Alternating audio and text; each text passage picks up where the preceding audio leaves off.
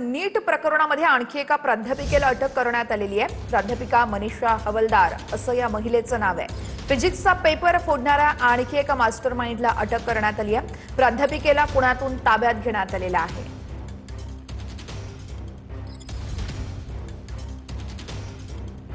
या मनीषा मांढरे यांच्याही संपर्कात असल्याचं कळतंय आणि आता नीट पेपर फुटी प्रकरणात तपासाला वेग आल्याचं आपण बघू शकतो। एका प्राध्यापिकेला देखील अटक करण्यात आलेली आहे।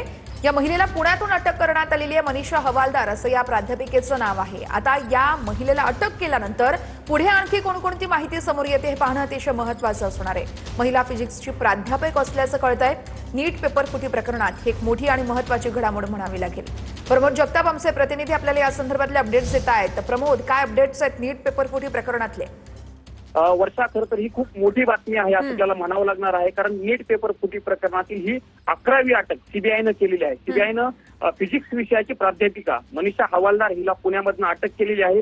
जी माहिती मिळते त्या माहितीनुसार ही आरोपी मनीषा हवालदार ही जी यापूर्वी जी अटक केलेली केमिस्ट्रीची प्राध्यापिका आहे मनीषा मांढरे तिच्या संपर्कात होती। आणि विशेष म्हणजे एनटीए कडनं जी पेपर सेट करण्यासाठी एक्सपर्ट म्हणून नियुक्ती केली गेली होती, त्या एक्सपर्ट टीम मध्ये ही मनीषा हवालदार देखील असल्याचं सीबीआय कडनं सांगितलं गेलेलं आहे। पुण्यातील सेठ हिरालाल प्रशाला इथं ही महिला कार्यरत होती आणि तिला सीबीआयनं अटक केलेली आहे।